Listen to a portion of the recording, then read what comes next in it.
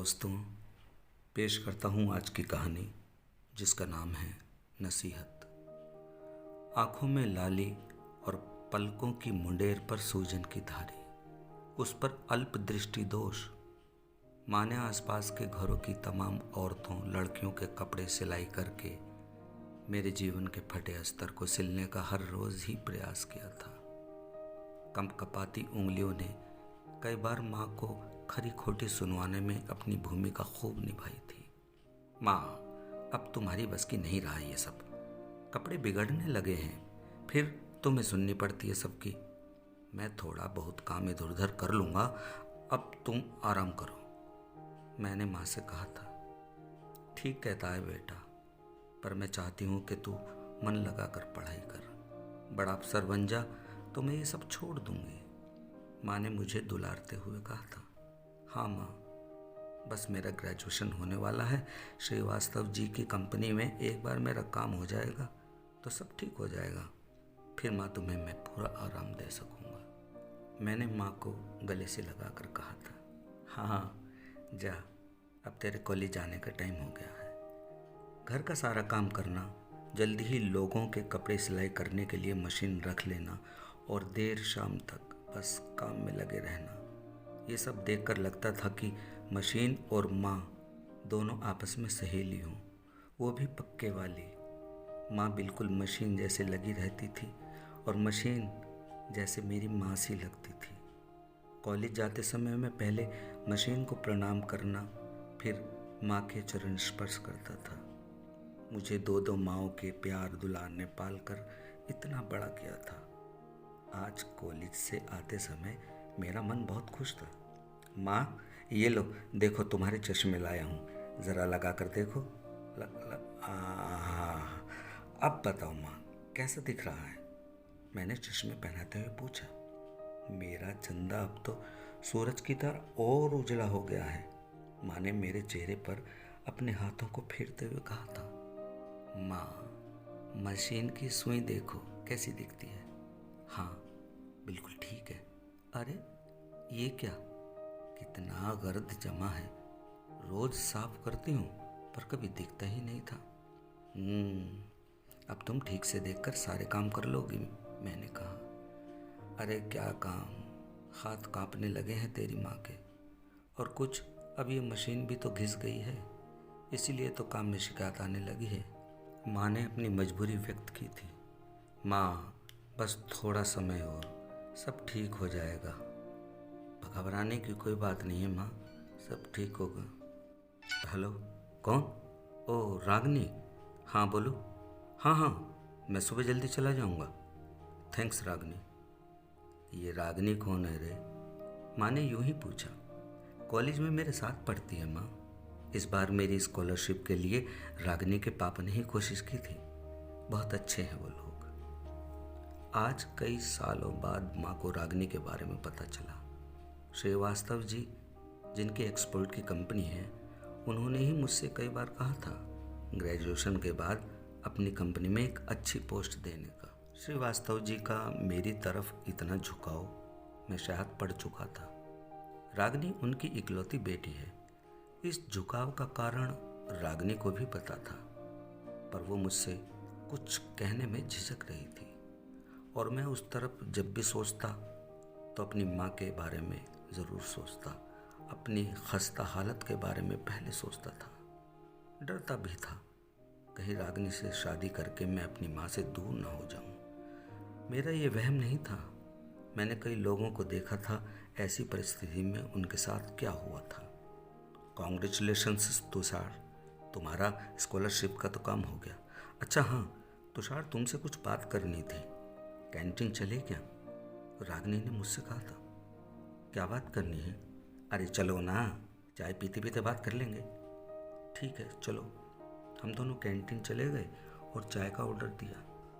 तुषार, एक बात बताओ, तुम छोटे से किराए के रूम में अपनी माँ के, मेरा मतलब है आंटी जी के साथ कैसे रह लेते हो? बड़े प्यार से, मैंने कहा। जगह छोटी नहीं पड़ती? तुम्हारी पढ़ाई, आंटी जी की सिलाई का काम, वो भी काफ़ी फैल जाता होगा ना? हाँ, मगर आज तुम ये सब क्यों पूछ रही हो? मैंने रागिनी की मन की लेनी चाहिए। मैं सोच रही थी कि तुम भी अब एक 3 BHK बुक करा लो। विचार तो अच्छा है, पर मैं नहीं करा सकता। इंस्टॉलमेंट के पैसे कहाँ से आएंगे? तुम उसकी चिंता मत करो, पापा सब कर देंगे, रागिनी ने तपाक से बोला। मगर वो इतनी मेहरबानी मुझ पर क्यों करेंगे? मैं क्या कुछ उनके रिश्ते में लगता हूँ? तो रिश्ता बना लो ना, रागिनी तपाक से बोली। नहीं रागिनी, तुम जो चाहती हो वैसा कभी नहीं हो सकता। एक तो अभी हमारी उम्र नहीं है, और दूसरे ये कि जो बात तुम्हें समझनी ज़रूरी है वो तुम समझ नहीं सकती। क्यों? मैं क्या बच्ची हूँ, अनपढ़ हूँ जो समझ नहीं सकती? जाओ, मैं तुमसे नहीं बोलती, मैं जा रही हूँ। अरे सुनो ना रागिनी। ओहो, मैं भी चल रहा हूँ ना। रागिनी अक्सर ऐसे ही नाराज़ होकर चली जाती थी, पर वो बात को समझने की कोशिश नहीं करती, और फिर कई कई दिनों तक बोलती नहीं थी। कभी कभी तो महीनों तक खामोशी छाई रहती थी, पर मैंने आज तक उसे मनाने का प्रयास नहीं किया। मुझे कई बार लगता है कि ये मेरी कमज़ोरी है, या फिर हीन भावना का मजबूत शिकंजा, जिसने मुझे इस कदर जकड़ रखा है कि हर एक बात को मैं आदर्शों की तराजू में तोलने लगा था। मेरी इसी हीनता ने कई बार बहुत अच्छी अपॉर्चुनिटीज से मुझे वंचित भी किया था। मैं समझ नहीं पा रहा था कि एक आदर्शवादी पुरुष कामयाबी की सीढ़ी चढ़ता है, या किसी अवसरवादी को एक आदर्श पुरुष की संज्ञा दी जाती है। मैं रागिनी को पसंद करता हूँ, पर क्या किसी के कंधों का सहारा लेकर बंदूक चलाना एक अच्छे शिकारी की पहचान है? शायद आज के टाइम में हाँ, पर मैं अपनी माँ के दिए संस्कारों को, मेरी जिंदगी के पल पल खैर मनाती मन्नतों को कैसे भुला दूं? रागिनी, रागिनी, क्या बच्चों की तरह रूठकर यहाँ नीम के पेड़ के नीचे आकर खड़ी हो गई हो? बच्ची ही तो हूँ मैं, रागिनी ने मुंह फुलाकर कहा। रागिनी, तुम सच में बच्ची हो, बात को समझने की कोशिश करो तो समझाओ ना। ठीक है, कल संडे है, मैं तुम्हें अपनी माँ से मिलवाऊंगा। इस पर माँ की क्या राय है पूछ लेंगे, मैंने कहा। ओके, मैं कल आंटी से मिलूंगी, अब चलती हूँ, बाय। रागिनी ठीक 9 बजे ही अपनी गाड़ी लेकर मेरे घर पर आ गई थी। उस समय माँ नाश्ता तैयार कर रही थी। मैंने रागिनी का परिचय माँ से कराया और हम सब नाश्ते के लिए बैठ गए। माँ ने हमारी शादी की बात का विरोध नहीं किया, पर अपने तजुर्बे को नसीहत के रूप में ज़रूर बोली। बेटी, मुझे भला क्यों ऐतराज होगा? कौन माँ भला अपने बच्चों की खुशी नहीं चाहेगी? पर ये बड़े फैसले कुछ खास टाइम पर ही अच्छे लगते हैं। रागिनी, बेटा तुम दोनों पढ़ लिख जाओ, अपने पैरों पर खड़े हो जाओ, तो सोचेंगे अभी जल्दी क्या है, माँ ने कहा था। जी आंटी, पर कामयाबी कैसी? पापा का इतना बड़ा बिजनेस है, तुषार ही तो संभालेंगे, रागिनी ने कहा था। बेटा, हम पढ़ते क्यों हैं? बस इसलिए कि हेलो हाय कहकर स्टाइल में रहकर जवानी की मनमानी पूरी करें, बस? नहीं बेटा, पढ़ाई लिखाई हमें सोसाइटी में रहना सिखाती है, भले बुरे की पहचान करना और आत्मविश्वास को बनाए रखना, ये सब एजुकेशन से ही सीखने को मिलता है। हाँ आंटी जी, आप ठीक कहती हैं। आंटी, मुझे लगता है आपने अपनी लाइफ को बड़ा स्टडी किया है, कुछ अपने बारे में बताओ ना, रागिनी ने उत्साह में पूछा। बेटा, मैं खुद पढ़ी लिखी होने के बाद आज यूँ दूसरों के कपड़े सिलाई कर रही हूँ, केवल इसी छोटी सी नादानी के कारण जो आज तुम्हारे मन में है। तुषार के पापा ने मुझे उस वक्त बुरा भला कहकर डिवोर्स दिया था जब तुषार केवल 3 साल का था।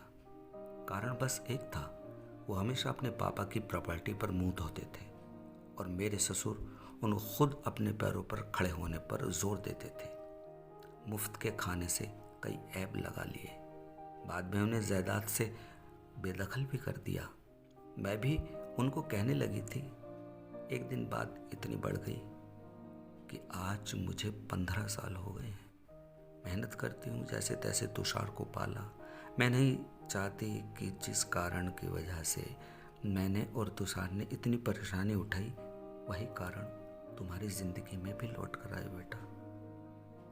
बस बस माँ, आप जैसा चाहोगे वैसा ही होगा। आज के बाद मैं तुषार को कभी ऐसी बात नहीं कहूँगी जिससे उनकी सेल्फ रेस्पेक्ट को कोई ठेस लगे। मुझे तुषार की मेहनत पर पूरा भरोसा है। तुषार, माँ जी से मिलकर पता चला कि माँ क्या होती है। मेरी तो माँ ही नहीं है। हाँ रागनी, अब हम दोनों को मिलकर अपनी मेहनत से माँ के संस्कारों पर खरा उतरना होगा। उनकी नसीहत को हम सदा सदा अपनी कामयाबी की राह पर बिछाते जाएंगे, आगे बढ़ते जाएंगे। दोस्तों, ये थी एक माँ की नसीहत। आपको कहानी कैसी लगी मुझे ज़रूर बताना। और हाँ, मेरी कहानी को ज़्यादा से ज़्यादा शेयर करना और चैनल को सब्सक्राइब ज़रूर करना।